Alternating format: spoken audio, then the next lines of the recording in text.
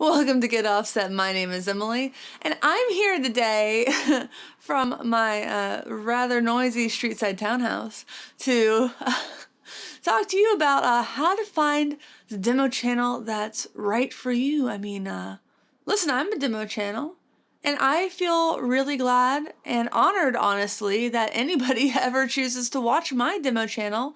I know I'm not everybody's cup of tea. And that's fine because not everybody is my cup of tea. I don't watch every demo channel. I definitely respect almost every demo artist who's out there. I know exactly how much work it is and how much effort all these demo channels put into doing what they do. It is a lot, and almost every demo artist really does deserve, your respect and does not deserve your mean-ass comments. So back off on those, friends. Please stop trolling. It's not nice. It's not nice. But not every demo channel is right for everybody, and that's just the facts. That's, some are more niche, however you prefer to say that word, than others. And some are just going to work better for you than others because some are just kind of be more in tune to your style, your vibe, your personality than others. So I kind of want to talk a little bit about how to find that demo channel that's going to be the best for you and kind of work the best for finding the gear that's going to work for how you play and make music. So yeah, let's get to it. And this video is not sponsored by anybody, so just sponsored by me and my brain. So the first thing I kind of want to talk about is I think that you should find somebody that you think that you can trust. And I think that most demo artists out there are quite trustworthy, so that's not really going to be a problem. Every once in a while there's a bit of a controversy. I can't think of any recently, but there are people out there who sometimes you'll find that they do a lot of post-production and they don't really talk about it. And that's a bummer. Again, haven't heard anything anytime recently about it, but if somebody's doing a lot of major compression in the back end, if they say they're A/B testing cables and they can hear a major difference, and you find out later that it's actually a bunch of studio back-end magic, it's not really super duper trustworthy. So that's something to think about, but that's very, very exceedingly rare. So it's not going to be the first point of concern, But, if somebody is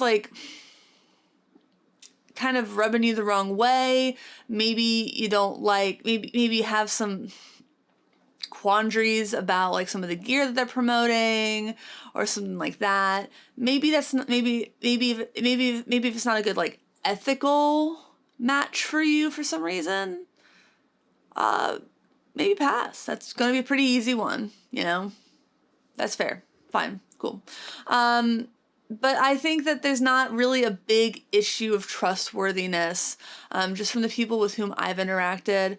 I'm sure there are some people out there who will say they're using some really nice, expensive tube amp and they're actually using some sort of DI situation or IR thing just because it's easier.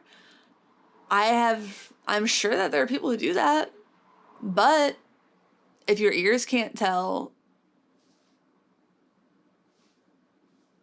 I don't know what to do about it. Yeah, don't really know what to do about it. I have no proof of that. I have not heard really any major rumblings about it. So I'm sure it happens in the studios all the time too, and your ears can't tell. So hey, go listen to the radio and tell me which kick drums are real and which ones are MIDI, and get back to me on it. Because I can't tell either. I think they're almost all MIDI. All right. The next thing I think that you should look at is which demo artists kind of make and play music that's similar to yours. If you make surf music, I think you should probably watch a lot of Ryan Burke and 60 Cycle Hum. If you make ambient music, I think you should watch Ann Silikowski. and I think you should watch Mark Johnson. If you like pop rock, I think you should watch Megan L and Everyday Guitar demos. If you like if you play the harp, I think you were actually looking for the other Emily Hopkins, you know? So I think that like there's a lot of genre stuff to consider. Like if you like to gent, then you should not be watching me. Like I play some pretty straightforward kind of like rock, Americana. I throw some jazz in there. It's a little eclectic, but like I'm not playing metal, I'm not playing fast. I'm playing some country here and there. I'm playing like kind of like average-esque guitar riffs. Throw some indie stuff in there. I play a lot of like people know I play the theme song from Pete and Pete. I play some Hold Steady. I play my band Sunday Crush a lot, like indie rock kind of stuff. I play just kind of stuff I grew up listening to and grew up playing. And you should find someone who does that for you. And because you're gonna want to hear people who play the same kind of songs through the gear that they're demoing that you would play. You know, if I ever get like a 7-string metal guitar in, I'm not going to probably adjust my playing to like play metal songs through it, even though that's that kind of guitar.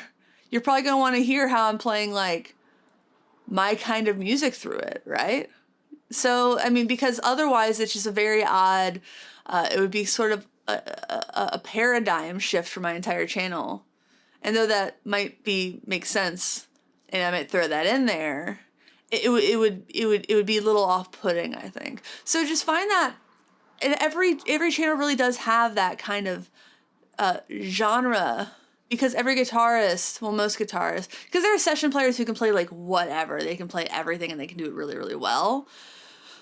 Most people who play guitar, they really have that like that thing that they do that they really do it really well. And you probably have that thing that you do really, really well and that you really, really want to hear. You want to hear that OB&E Sunlight pedal, that Fender Super Reverb, that new guitar. You want to hear how it sounds doing that thing that you do, or close to it, before you make that purchase. So find someone who does that or close to it, and you'll probably be a little bit happier. Yeah. And that kind of leads into finding someone who has the same kind of backbones gear that you have. I use a Strymon Iridium for most of my demos. I know Mark Johnson does the same, and then you have like Ryan Silikowski.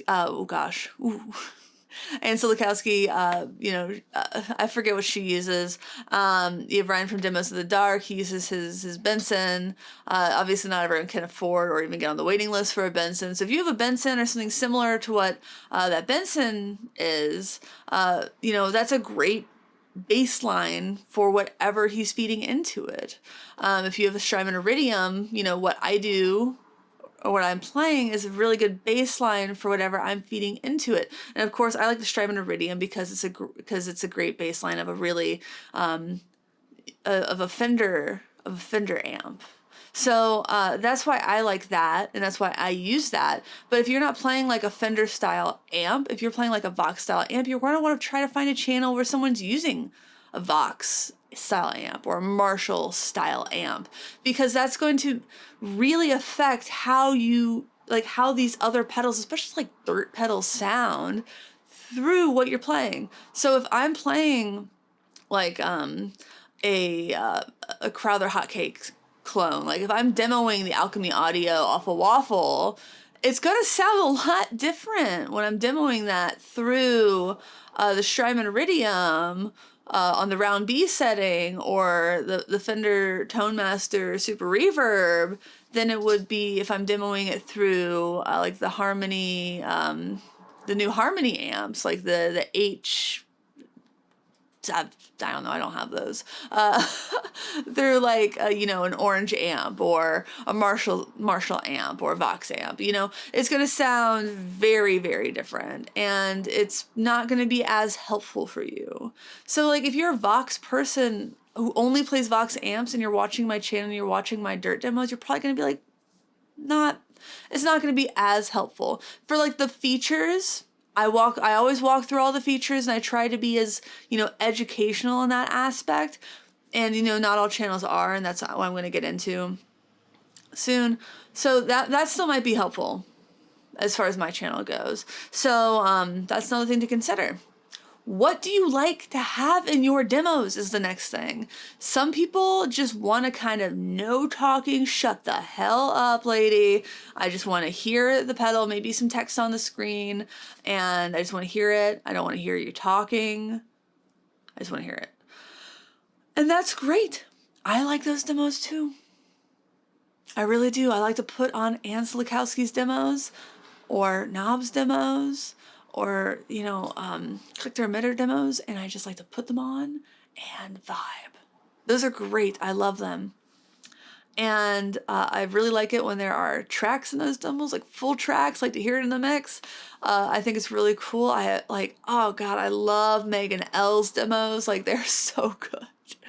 But the way I like to do demos is the way I like to talk about pedals or show them off to friends. And it's also always part of a learning process for me, because I like to learn about pedals by like showing them to my husband.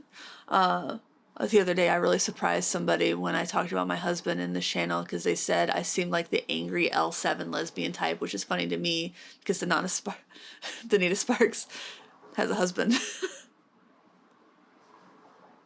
And also, I don't know what about me exudes angry. I can get assuming I'm a lesbian, but whatever. I talk about my husband a lot. L7. I love L7. I also get thinking I like L7. But oh my God, I lost my thought. I went on an L7 angry lesbian rant. And I lost my thought. Oh yeah, I like to show my husband. I'd be like, this knob does this and this knob does that. And so that's how I like to learn pedals. So then I like to teach them that way. You learn best by teaching. And then I like to like show people what they do. Because again, like, demo means to demonstrate. And I think a big part of demonstration is to, teach. So I like to kind of walk through the different things. I like to assume that, maybe the level of understanding of what these different things isn't very high. I don't like to assume that the person watching my demos always has the highest level of understanding of, like, technical specs of everything. And, some people can think that might be like, oh, I already know what that is. So, like, the people who are maybe most technical with things might not like my channel, and that's fine. That's great, but the people who have like maybe a lower technical understanding, who are just starting out or are okay with having things like re-explained to them, like they dig that. And I really appreciate the people who do like my channel for those reasons. And I also understand why somebody would not like that. And that's fine with me. I'm okay with my channel not being for everybody. I'm okay with somebody wanting to go to a more technically advanced channel. And I'm glad that those channels exist for those people. I think it's a beautiful thing that there are that many options for free content for people to consume. I think it's a great thing. And I just want to make sure that my channel is accessible to people and that there is content that is accessible to people who are more interested in being walked through the sort of more basics of things, because I think that we as people who are really into gear can get into jargon really quickly. And I know that when I was starting out getting into pedals, and even now sometimes I'll hear things and I'll be like, I need to re-look that up because I know I've heard that before. I know I've looked it up before, but oh, I gotta look that one up again, because I'm still constantly learning about different things. And sometimes, like, I was looking at the reflector manual for the Old Blood Noise Endeavors Sunlight manual, and I was like, those are certainly words. So I just wanted to relearn it. So yeah, that's a lot of work. That's a lot of things to say. When you're looking for a demo channel, you want to find someone that you personally think is trustworthy. And that's to say, I think most demo artists are trustworthy, but if you don't think someone's trustworthy, just stop watching their channel and just That's fine. Just don't keep watching their videos and telling them you don't trust them, because that's really, really annoying and it's not helping anybody. Just stop watching their channel. Just talk with your feet and get out. It's fine. Just stop watching them. You're not helping anybody by just commenting on their stuff a bunch. And actually you're helping them, because YouTube doesn't know the difference between an upvote, a downvote, a mean comment, or a nice comment. So just ignore them. Just stop. You want someone who plays a similar genre as you, ideally. You want someone who uses similar gear as you.